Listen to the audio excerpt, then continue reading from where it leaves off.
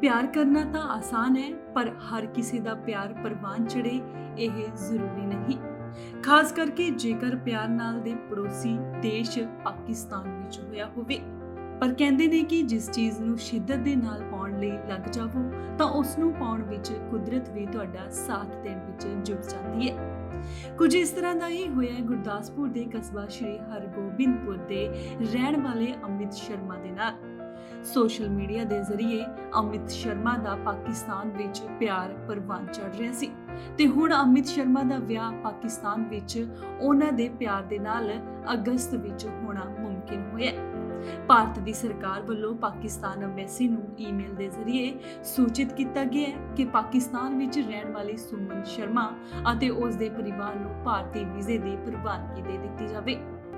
पत्रकारां दे नाल गलबात करते हुए अमित शर्मा ने दस्सिया कि करीब 2.5 साल पहला वह फेसबुक ते कुछ पेज देख रहा सी अते इस दौरान उसका ध्यान पाकिस्तान हिंदू कम्यूनिटी पेज ते पिया। उस पेज दे उत्ते जन्माष्टमी दे फोटोज पाए हुए सन। इस दौरान उसने कुछ तस्वीरों उत्ते कमेंट किया। इस दौरान पाकिस्तान के कराची के शहर रणछोड़ की रहने वाली सुमन शर्मा ने भी कमेंट कर दिता। फिर इस दौरान कुछ महीने गलबात चलती रही। बाद विच विआह की गल हुई अते सुमन ने हाँ कर दी। उस तो बाद मैं अपने परिवार दे नाल गल कीती, पर उस समय परिवार नूं यह सुन के झटका लगा। पर बाद विच उन्हां दी गल सुमन नाल अते उसदे परिवार दे नाल करवाई अते फिर परिवार भी मन गया। मैं पाकिस्तान जो लड़की इस टाइम मेरी वाइफ बन जा रही है उस नाल मेरी पहली मुलाकात फेसबुक के जरिए हुई। दरअसल मैं अज तो 2.5 साल पहला जन्माष्टमी के जो अपना हिंदू त्यौहार का सैलीब्रेट करते हैं सेम इसी तरह कराची भी कर रहे होंगे। उन्होंने फेसबुक पर कुछ फोटो अपडेट की हिंदू कम्यूनिटी ने। उस फोटो मैं लाइक किया तो लाइक के बहुत सारे हिंदू लोग सी, कुछ यंग लड़के, कुछ यंग कुड़ियाँ ही, कुछ बजुर्ग भी ही, तो काफ़ी लोगों के संपर्क में उदों कि किस तरह सैलीब्रेट करते हैं। तो किसी ने इन्ना इंट्रस्ट नहीं दिता तो सुमन ने थोड़ा इंट्रस्ट दिता। तो बाद चों मैं उसनों पूछा किस तरह सैलीब्रेट करते, सारी जानकारी मिली। हौली हौली आप अगे पूछते रहे कि तुहाडे देश किस तरह, साडे देश की हिंदू धर्म का। तो बाद विच आप एज ए फ्रेंड गल की। फिर थोड़े टाइम बाद फरवरी महीने मैं अपने पेरेंट्स नाल गल की कि मैं पाकिस्तान विआह कराना चाहना वा। उस दे बाद विच मेरे पेरेंट्स थोड़ा पहला मना कर रहे थे क्योंकि कंट्री का पता ही सबनों पाकिस्तान किस नज़रिए नाल देखा जाता इंडिया में। तो बाद जो मैं गल की तो मैनू पता है कि कोई इदां दी गल नहीं है। कुछ लोग इदां दे कि जिहड़े बदनाम करते हैं। तो मेरे फिर फादर साहब, मदर जी, इन्होंने गल की। इन्हों ने गल तो बाद साडी फैमिली एग्री हो गई तो कुड़ी दी फैमिली भी एग्री हो गई। तो उस तो बाद असीं मैरिज का डिसाइड किया तो सानू उन्होंने जो जरूरतमंद डॉकूमेंट सी वो भेजे। उस तो बाद आपां अंबैसी नूं उन्होंने सानू भेजे, इंडियन आपां पाकिस्तान अंबैसी नूं दिते, डॉकूमेंट सबमिट किए तो असीं जिहड़े डॉकूमेंट भेजे वो इंडियन अंबैसी नूं उन्होंने सबमिट करवाए। तो उहदे बाद चों कोविड करके थोड़ा वीज़ा डिले होंदा गया तो हुण जाके थोड़ी राहत मिली है। तो पता चल रहा कि शायद 1-2 दिनों च उन्होंने वीज़ा दिता जाएगा। ਹੁਣ ਤੁਸੀਂ ਜਾ ਰਹੇ ਹੋ, ਪਹਿਲਾਂ ਕਿਉਂ ਆ ਰਹੇ ਹੋ? देखो जी, फिलहाल तो उन्होंने वीज़ा मिलिया तो उन्होंने आने की उम्मीद है। जो सानू वीज़ा मिल गया तो आप भी जावांगे। ਵਿਆਹ ਇੱਧਰ ਹੋਏਗਾ ਜਾਂ ਉੱਧਰ ਹੋਏਗਾ? देखो जी, जो परिवार पहला चला गया उत्थे ब्याह हो जाएगा जी, ਜਾਂ पाकिस्तान या इंडिया। जिस तरीके ਨਾਲ लग रहा है कि वीज़ा उन्होंने मिलिया वा, ब्याह उत्थे होएगा जाके। ਵਿਆਹ ਉੱਥੇ। सॉरी, इत्थे होगा कि जो वीज़ा मिलिया, जो सानू मिल गया तो आप उत्थे जावांगे। ਕਿੰਨੇ ਲੋਕ ਆ ਰਹੇ ਹੋ? उधरों आ रहे हैं जी 6 लोग आ रहे हैं। ਡੇਟ ਫਾਈਨਲ ਹੋ ਗਈ? वीज़ा मिलने तो बाद डेट फाइनल टिकट्स होनी है। अमित शर्मा के पिता रमेश शर्मा ने दस्सिया कि जदों अमित ने उन्होंने दस्सिया कि वह पाकिस्तान की लड़की के नाल प्यार करता है और उसके नाल ब्याह भी करवाना चाहता है, उस समय तो यह सुन के झटका लगा। पर उसके 2 बेटे ने, जेकर उसके बेटे खुश नहीं तो वह भी खुश नहीं।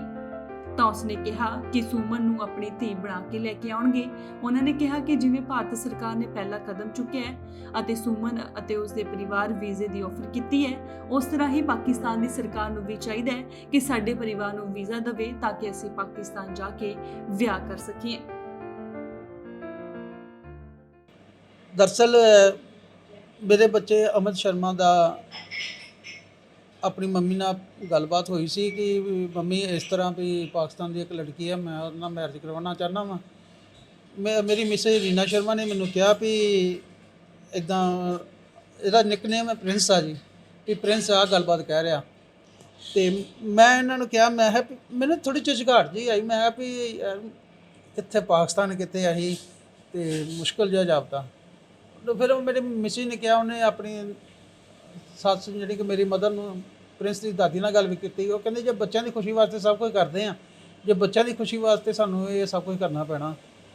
ਇਸ ਤੋਂ ਬਾਅਦ ਆਪਾਂ ਇਸ ਨੂੰ ਗੱਲ ਨੂੰ ਅੱਗੇ ਵਧਾਉਣ ਲਈ, ਬੱਚੇ ਨੂੰ ਉਤਸ਼ਾਹ ਕਰਨ ਲਈ, ਮੈਂ ਖੁਦ ਤੇ ਇਹਦਾ ਬ੍ਰਦਰ ਅਨਿਲ ਸ਼ਰਮਾ, ਅਸੀਂ ਤਿੰਨੇ ਜਾਣੇ ਵੀ ਹੋ ਗਏ ਵੀ ਤਿਆਰੀ ਸ਼ੁਰੂ ਕਰਤੀ ਵੀ ਆਪਾਂ ਹੁਣ ਪਾਕਿਸਤਾਨ ਵਾਲਿਆਂ ਨੂੰ ਵੀ ਆਪਾਂ ਜਾ ਕੇ ਕਿੱਦਾਂ ਵੀ ਜਾਣਾ ਵਾ, ਕਿਹੜੇ ਤਰੀਕੇ ਨਾਲ ਜਾਣਾ, ਉਹ ਢੰਗ ਤਰੀਕੇ ਅਪਣਾਉਣੇ ਚਾਲੂ ਕਰ ਦਿੱਤੇ। ਮੈਂ ਪੰਜਾਬ ਕੇਸਰੀ ਜਗਬਾਣੀ ਤੋਂ 30-35 ਸਾਲ ਤੋਂ ਪੱਤਰਕਾਰ ਵੀ ਹਾਂ। ਮੇਰੇ ਪੱਤਰਕਾਰ ਸਾਥੀ ਮਕਬੂਲ ਜੀ ਲੁਕਮਾਨ ਤੇ ਉਹਨਾਂ ਦੇ ਇੱਕ ਸੱਜਣ ਸਨ ਅਨਵਰ ਮੁਹੰਮਦ, ਉਹਨਾਂ ਕੋਲ ਅਸੀਂ ਗਏ ਤੇ ਉਹਨਾਂ ਨੇ ਸਾਨੂੰ ਗਾਈਡੈਂਸ ਦਿੱਤੀ, ਬੜਾ ਉਤਸ਼ਾਹ ਦਿੱਤਾ। ਉਹਨਾਂ ਨੇ ਕਿਹਾ ਕੋਈ ਗੱਲ ਨਹੀਂ, ਮੈਂ ਉਹਨਾਂ ਨੂੰ ਝਿਜਕਾਹਟ ਨਾਲ ਕਿਹਾ, ਮੈਂ ਪਾਕਿਸਤਾਨ ਯਾਰ ਮੁੰਡਾ ਮਨ ਜਿੱਦੇ ਪਿਆ ਕੀ ਕਰੀਏ। ਉਹਨਾਂ ਨੇ ਕਿਹਾ ਵੀ ਕੋਈ ਗੱਲ ਨਹੀਂ, ਮੈਂ ਮਕਬੂਲ ਜੀ ਦੀ ਵੀ ਸ਼ਾਦੀ ਪਾਕਿਸਤਾਨ ਹੀ ਹੋਈ ਸੀ। ਉਹ ਵੀ ਪਿਛਲੇ ਦੇ ਸਾਲਾਂ ਤੋਂ ਅਖਬਾਰਾਂ ਵਿੱਚ ਚਰਚਾ ਦਾ ਵਿਸ਼ਾ ਤੁਹਾਨੂੰ ਪਤਾ ਬਣੀ ਰਹੀ, ਲੁਥਰਾ ਸਾਹਿਬ। ਉਹਨਾਂ ਨੇ ਕਿਹਾ ਵੀ ਮੇਰੀ ਸ਼ਾਦੀ ਵਧੀਆ ਹੋਈ ਆ, ਉੱਥੇ ਦੇ ਲੋਕ ਬਹੁਤ ਚੰਗੇ ਆ, ਇੱਦਾਂ ਦੇ ਨਹੀਂ ਹੈਗੇ, ਤੁਹਾਡੇ ਮਨ ਦਾ ਕੋਈ ਵਿਚਾਰ ਨਹੀਂ। ਉਹਨਾਂ ਨੇ ਸਾਨੂੰ ਡਾਕੂਮੈਂਟ ਦੱਸੇ, ਆਹ ਡਾਕੂਮੈਂਟ ਲੱਗਣੇ ਆ, ਆਹ ਗੱਲਬਾਤ ਕਰਨੀ ਆ। ਉਹਨਾਂ ਗੱਲਾਂ ਬਾਤਾਂ ਦੇ ਆਧਾਰ 'ਤੇ ਆਪਾਂ ਉਹਨਾਂ ਦੇ ਕਹਿਣ ਅਨੁਸਾਰ ਆਪਾਂ ਚੱਲਦੇ ਰਹੇ ਤੇ ਉਹਨਾਂ ਨੂੰ ਆਪਾਂ ਲੜਕੀ ਦੇ ਪਰਿਵਾਰ ਨੂੰ, ਸੁਮਨ ਦੇ ਪਰਿਵਾਰ ਨੂੰ ਆਪਾਂ ਵੀਜ਼ਾ ਲਈ ਸਪਾਂਸਰਸ਼ਿਪ ਕੀਤਾ।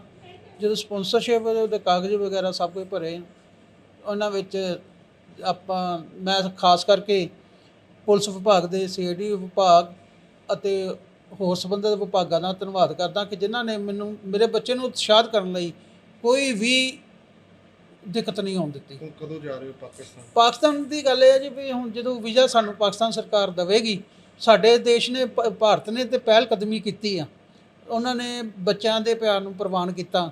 ਇਸੇ ਤਰ੍ਹਾਂ ਮੇਰੀ ਦਿਲੋਂ ਖਾਹਿਸ਼ ਆ, ਪੁਰਜੋਰ ਸ਼ਬਦਾਂ 'ਚ ਮੰਗ ਆ ਕਿ ਮੇਰੇ ਬੱਚੇ ਨੂੰ ਵੀ ਸ਼ਾਦੀ ਕਰਵਾਉਣ ਲਈ ਪਾਕਿਸਤਾਨ ਅੰਬੈਸੀ ਸਾਨੂੰ ਪਹਿਲ ਦੇ ਆਧਾਰ 'ਤੇ ਵੀਜ਼ਾ ਦੇਵੇ।